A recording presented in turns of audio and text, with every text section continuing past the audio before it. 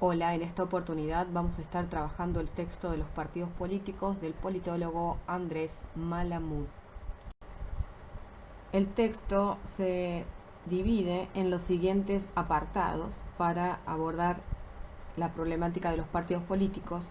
Este tiene que ver con su origen, la naturaleza, los tipos de partido, la definición que asume el autor, cuáles son las funciones que tienen los partidos y los sistemas de partidos existentes y qué pasa con los partidos políticos en nuestro país. Los partidos políticos, en el sentido más amplio del término, se caracterizan por su universalidad. Es decir, no existe, salvo contadas excepciones, un país independiente que no posea algún sistema de partidos. Cada Estado-nación cuenta con estos actores institucionales. Ninguna democracia occidental u occidentalizada es pensada o concebible sin ellos. Los partidos políticos surgen como la consecuencia no buscada de la masificación de las sociedades y la expansión territorial de los estados, cuyas dinámicas van a dar origen a un nuevo concepto, la representación política. La condición histórica para el surgimiento de los partidos fue el incremento de la participación política, que se verificó a partir de la profundización del proceso de urbanización de los siglos XVIII y XIX. El sustrato indispensable sobre el que los partidos se desarrollaron fue el Parlamento. En este ámbito, el Parlamento, quienes tenían ideas afines, intereses comunes o simpatías personales, crearon los primeros lazos de solidaridad que en un principio se denominaron facciones. Las primeras explicaciones teóricas acerca del surgimiento de los partidos corresponden a Otrogorsky y la continuó Duverger, constituyendo las teorías institucionalistas que hacen hincapié sobre la relación con el Parlamento. Para esta concepción, los partidos se habrían desarrollado a modo de organizaciones auxiliares de las nacientes o ampliadas cámaras representativas, con el efecto o con el fin de coordinar la selección y las tareas de los miembros de la Asamblea. En consecuencia, puede hablarse de partidos políticos de creación interna al Parlamento, facciones internas del Parlamento, y externa fuera de los canales institucionales o desde la sociedad. En contraste con la postura anterior, Lispet y Rodkan desarrollan un marco teórico que concilia el método histórico con el comparativo, mediante el cual explican la aparición o el surgimiento de los distintos partidos a partir de una serie de crisis y rupturas históricas que dividieron a las sociedades nacionales, cuando aún no estaban consolidadas como tales, y provocaron en cada una de ellas quiebre en la formación de agrupamientos sociales enfrentados por el conflicto en cuestión. Finalmente, Palombara y Weiner adscriben a las teorías del desarrollo y entienden que la aparición de los partidos políticos es una consecuencia natural de la modernización social y de las necesidades funcionales del sistema político. Es pertinente aclarar que las descripciones evolutivas sobre el surgimiento de los partidos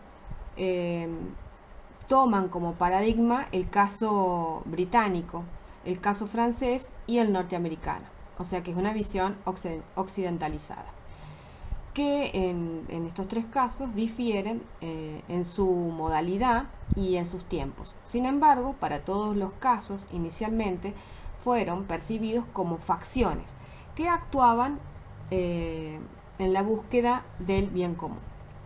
Los partidos políticos, en su acepción moderna, tienen su origen desde los principios del siglo XIX, aunque a finales del siglo anterior ya señalaba, como Burke, ya había construido la primera diferencia intelectual entre facciones y partidos, y llegó a comprender que las diferencias en la sociedad eran en realidad ineludibles y Estas debían ser de alguna manera canalizadas mediante los partidos políticos para mejorar la organización del gobierno y el control de la monarquía.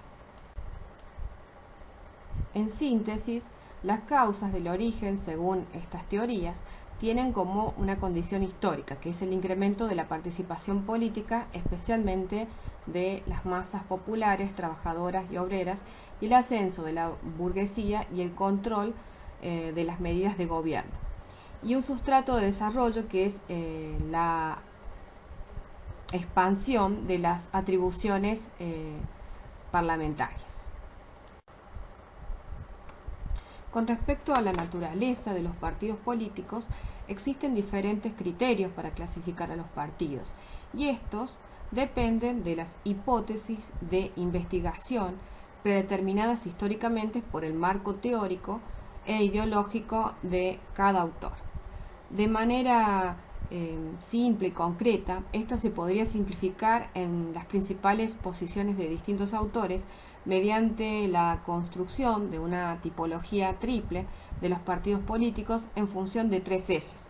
Uno de ellos es la base social, la orientación ideológica y la estructura organizativa. La clasificación de los partidos según su base social es la taxonomía más habitual para clasificarlos. Básicamente es en partidos obreros o partidos burgueses o partidos populistas en las sociedades que son multiclasistas. La clasificación de los partidos según su orientación ideológica corresponde a clasificarlos en partidos de izquierda, por ejemplo, que generalmente tienden a cambiar el estado de las cosas en la sociedad, preferentemente a favor de los sectores más desprotegidos o más vulnerables, procuran una mayor intervención del Estado en la economía y en las políticas sociales, acentuando el valor de la igualdad. También pueden ser partidos de derecha que pretenden mantener la situación social dentro de los límites estructurales en los que se encuentra, promueven la no intervención estatal y la primacía o supremacía del mercado para que sea mayor la eficacia en la asignación de los recursos entre las personas, rescatando el valor de la libertad. Otros partidos incluidos en esta clasificación pueden ser los moderados o los del sistema, que buscan solos o en coalición, tienen como una orientación hacia el gobierno y tratan de conseguir el poder dentro de las reglas del régimen político. Y también podemos encontrar los partidos antisistema o extremistas que buscan combatir el sistema tal como se encuentra estatuido, por medios más o menos legítimos, pero declarado objetivo de cambiar el régimen antes que el gobierno. La clasificación de los partidos según su estructura organizativa se centra en aquella distinción de los partidos como cualquier grupo organizado con funciones similares, cercano al aparato burocrático dentro del cual funcionan y emulan y que aspiran a controlar, que es el Estado. Los partidos van a ser concebidos desde esta taxonomía como organizaciones que se supone que son movidos por fines propios más allá de los objetivos que le dan origen, al tiempo que también buscan superar y transformar los intereses de los individuos que les integran, sean estos intereses de clase o de cualquier otro tipo.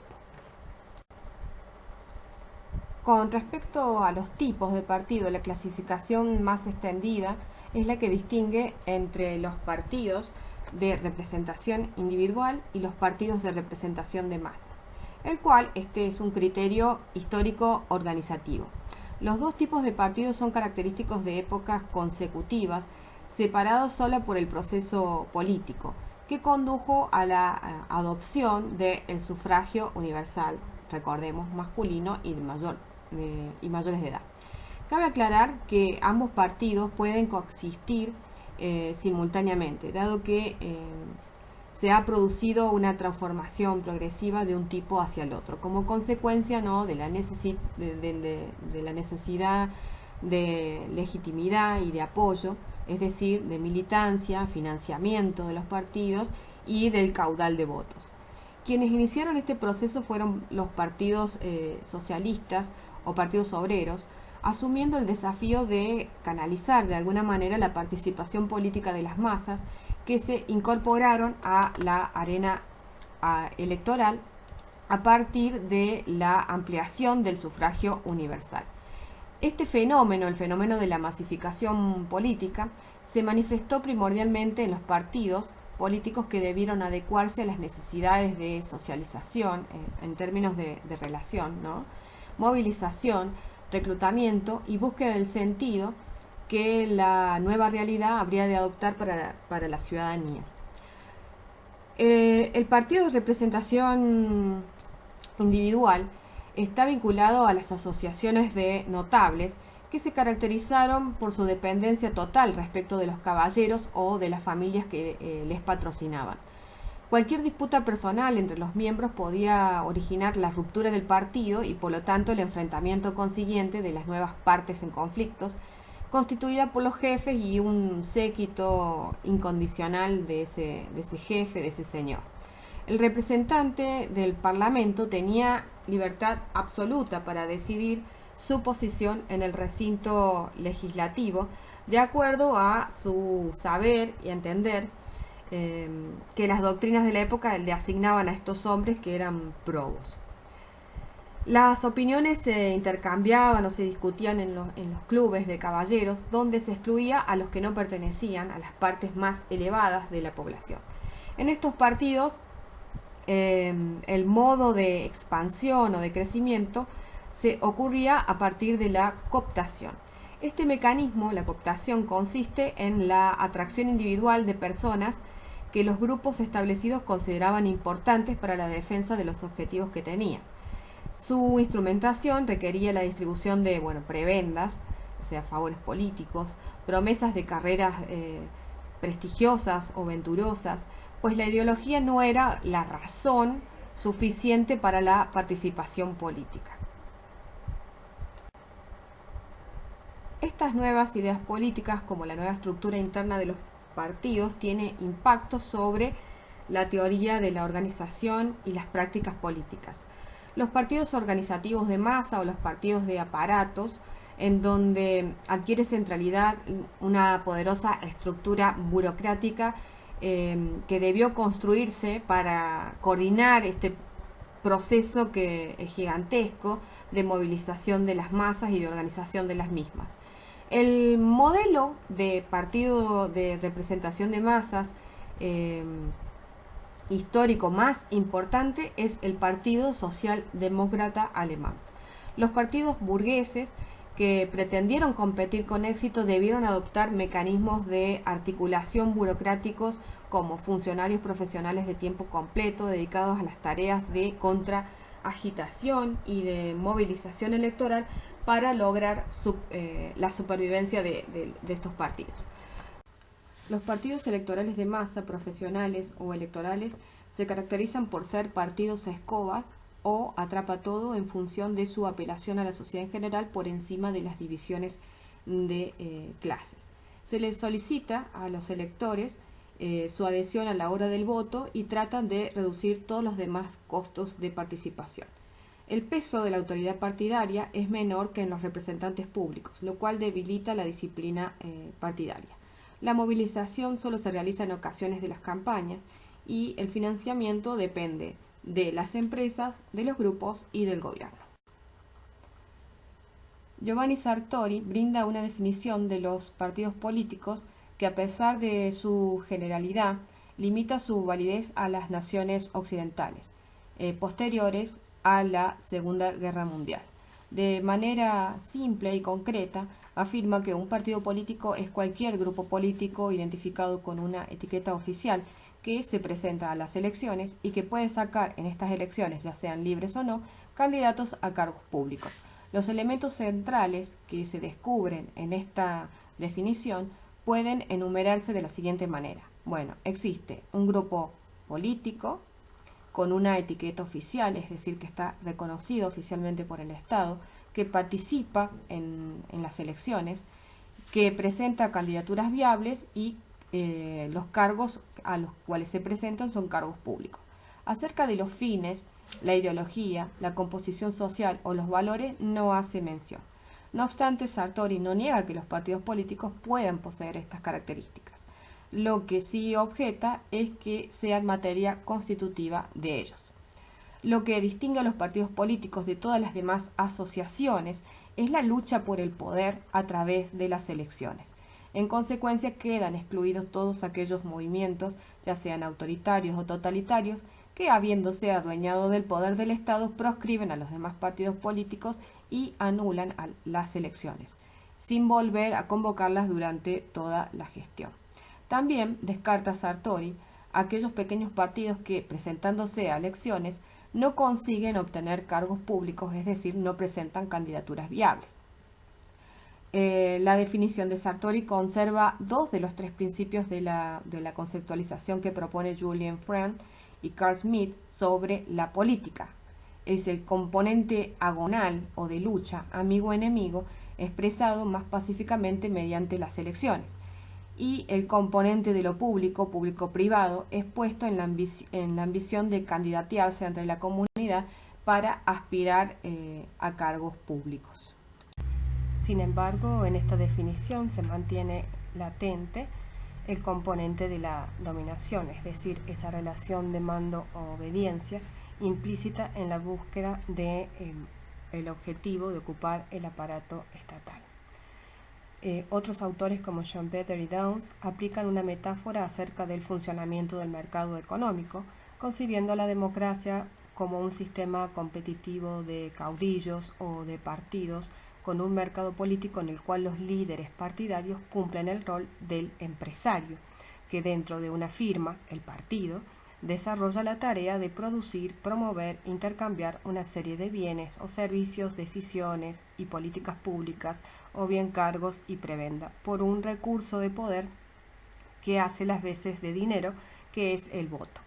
El electorado, en este caso, en esta metáfora, es comparado con el público consumidor, que en mayor o menor medida define la suerte de los competidores con su decisión de comprar voto, es decir, la oferta de uno o de otro partido.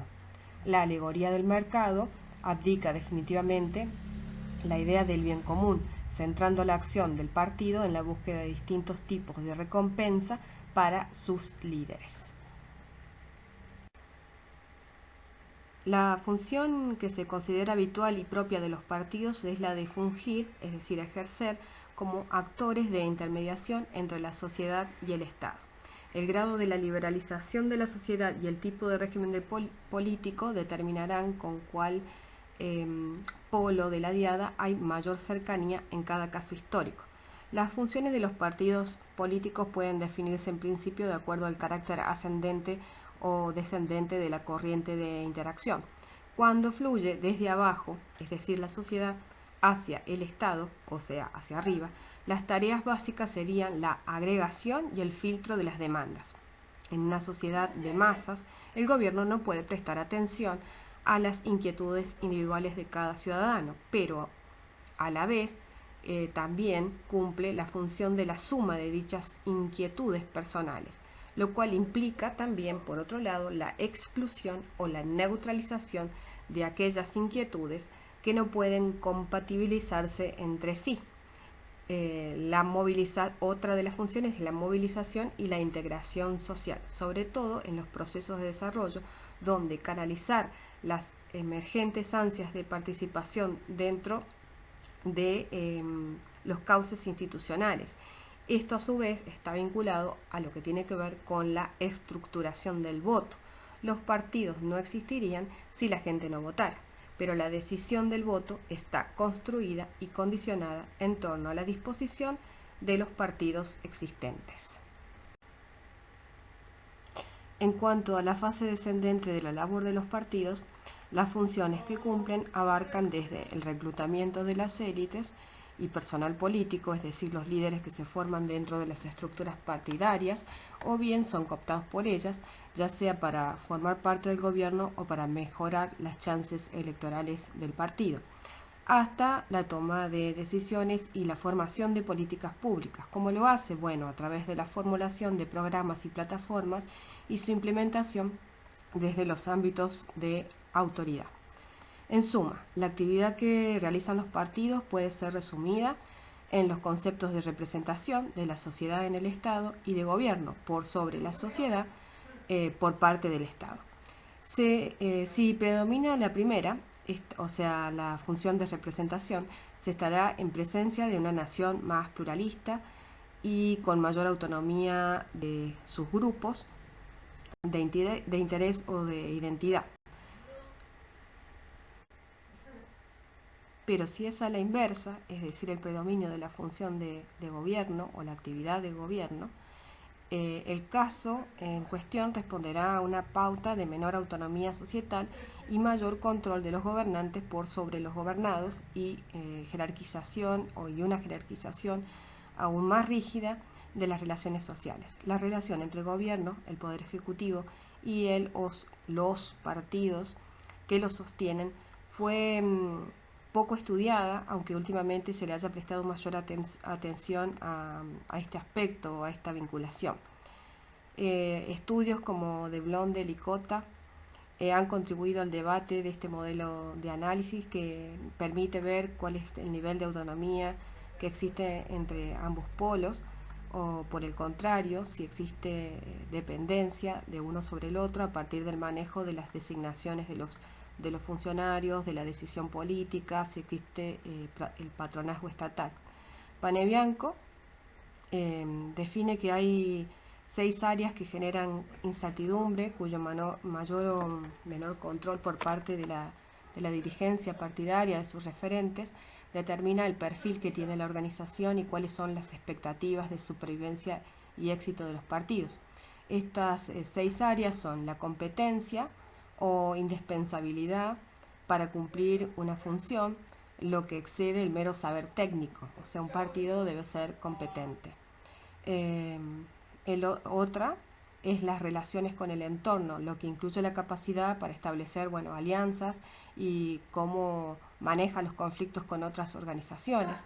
Otra área es la comunicación, esto es el control que ejerce sobre los canales de información interna y externa.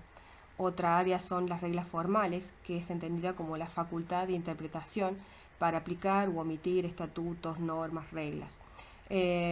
Otra área es la financiación o el control del flujo de dinero. Y la última es el reclutamiento, que implica la definición de los requisitos de admisión, de carrera, de permanencia.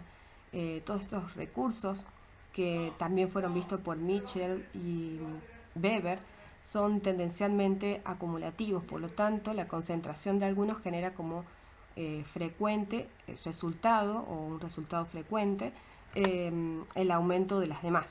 La composición de una coalición dominante, que nosotros muchas veces los conocemos como frente, que es una dirigencia partidaria dirigida por más de un líder, con un alcance más amplio y con una configuración, cohesión, estabilidad y mayor poder, dependerá en medida en que sus miembros logren adueñarse de los recursos de control sobre estas áreas de incertidumbre, garantizando el éxito o al menos la supervivencia de la organización.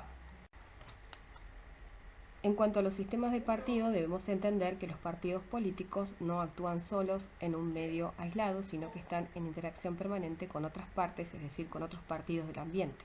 También estos se diferencian de las burocracias y otras instituciones estatales, ya que carecen del monopolio de representación o de esa función. Esta característica excluye a los partidos únicos. En lugar de poseer en exclusividad las atribuciones legales de representación, cada partido compite en un espacio más o menos abierto, de acuerdo al marco general del régimen político de cada país, de cada nación, por la obtención del voto popular que le otorgue mayor capacidad de influir en la toma de decisiones públicas, cabeza a cabeza, vis a vis, dicen algunos, los adversarios electorales. Su accionar está condicionado por las restricciones jurídicas, el ordenamiento social y las pautas culturales, pero también por la presencia, fortaleza y estrategias de los demás partidos políticos. Esto es lo que se conoce como sistema de partidos, sintéticamente definido por autores como Pennings y Lane, como una estructura de cooperación, competencia entre los partidos. Esta estructura funciona a su vez como parte de un subsistema mayor, el político, ¿no?, el cual integra en combinación con otros subsistemas como el electoral y el jurídico institucional. Las propiedades de los sistemas de partidos se desarrollan históricamente y pueden cambiar a lo largo del tiempo.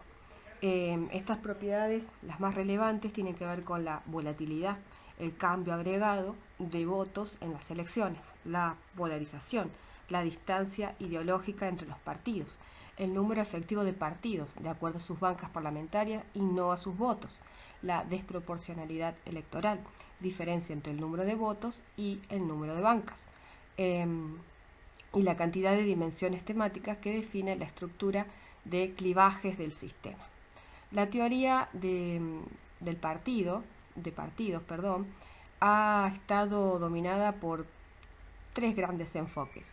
El de la competencia espacial, Downes 1957, que aborda la interacción competitiva entre los partidos y entre partidos y votantes en los espacios ideológicos. La teoría del sistema genético, Brockman 1970, que interpreta a los partidos como producto de las diferentes divisiones de clase y de los conflictos que se derivan de ellas, es decir, los clivajes de clase. Y el morfológico, Sartori 1976, que se concentra en las consecuencias del formato y la mecánica del sistema de partidos, en el rendimiento y en la estabilidad de la democracia. Sartori construye una taxonomía, una clasificación en contra de las de Duverger de 1950 y Palombara y Weiner de 1960. Duverger caracterizó a que todo escenario en el que actúan los partidos como un continuo universal, cuyos extremos están definidos por las posiciones ideológicas de izquierda y derecha, y entre ellas, y de acuerdo al tipo de régimen, se van ubicando dos o más partidos, dividiendo a través de un sencillo criterio cuantitativo el objeto de análisis en tres categorías, que son los sistemas, pueden ser unipartidistas, partido único, bipartidistas cuando hay dos partidos, y multipartidista cuando hay más de tres partidos. Este agrupamiento fue considerado insuficiente para destacar las diferencias existentes entre los casos que calificaban en la misma categoría, por lo que Palombara y Weiner propusieron para sistemas competitivos una tipología cuádruple que agregaba un ideológico hegemónico, un pragmático hegemónico, un ideológico turnante y un pragmático turnante. El inconveniente fue que al dejar de lado la variable numérica, considerando solo la intensidad de la ideología y la presencia de la alternancia, o sea, lo de turnante, el análisis resultaba demasiado general y perdía información que se consideraba relevante. Sartori combina la dimensión cuantitativa numérica con la cualitativa ideológica, que actúe como variable de control para establecer cuándo la variación en el número de partidos afecta a la dinámica de la competencia, con efectos o con consecuencias sobre el sistema político. Subdivide las categorías de Duverger de modo que el unipartidismo se desdobla en partido único, que es unipolar, donde no hay competencia. Después está el partido hegemónico, que es unipolar, sin competencia. Partido predominante, bipolar, competitivo. Bipartidismo, bipolar, competitivo.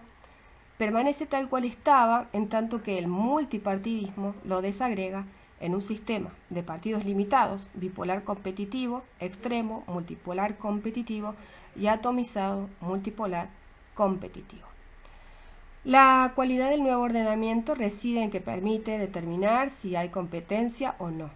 Y luego, si en esos casos competitivos la dinámica, es, o la mecánica, es bipolar, moderada, centrípeta, actuando como un elemento equilibrador del sistema político, o por el contrario, asume una modalidad multipolar, polarizada y centrífuga, acumulando poder los partidos antisistema y radicalizando la lucha electoral y parlamentaria hasta provocar el colapso del régimen.